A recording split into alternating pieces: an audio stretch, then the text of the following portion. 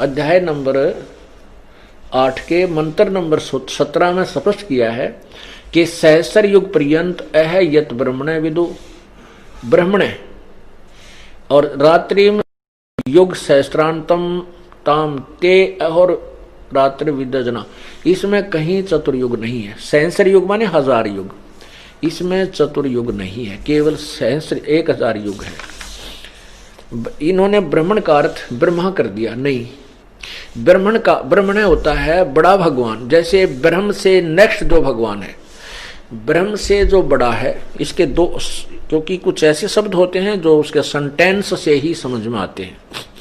तो यहाँ जो सेंटेंस बनता है कि जो ब्रह्म से नेक्स्ट जो परमात्मा बड़ा भगवान है वो ब्रह्म है, उसका एक दिन, क्योंकि पूर्ण ब्रह्म का तो दिन रात का मतलब है नहीं, उसके वहां तो कोई दिन रात है नहीं, उसकी तो आयु से संबंध ही नहीं है। आयु जहां तक चल रही है, जिसका समय निर्धारित है, वो ब्रह्म और परब्रह्म तक ही और नीचे के देवताओं का ही है और हम मनुष्यों का।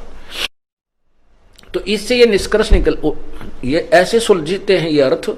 तो ये परब्रह्म का एक दिन 1000 युग का है, नोट चतुर्युग।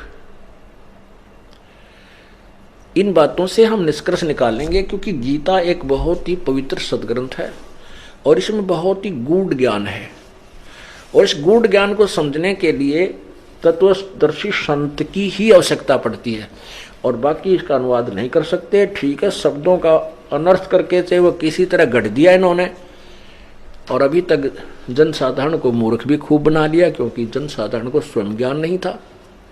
अब टीचर गलत पढ़ाता है तो विद्यार्थी क्या समझे, 1 2 20 100 1000 लाख टीचर ही गलत पढ़ा रहे हैं किसी अध्याय को, तो विद्यार्थी सेट हो जाती है, चाहे वो भले ही गलत है। अब जो तत्व, जो सही टीचर आता है, फिर उसको ठीक कराता है, फिर उनके सामने प्रत्यक्ष करता है, तो वो उसको ठीक समझ लेते हैं।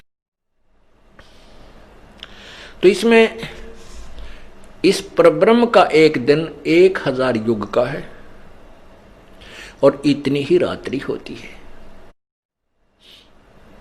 और कहते हैं जो इस प्रकार उस सब ज्ञान को समझता है, दिन रात को जानता है, वो सही ज्ञान का, यानी ज्ञान के जानने वाला है, इस काल के विषय में परिचित है।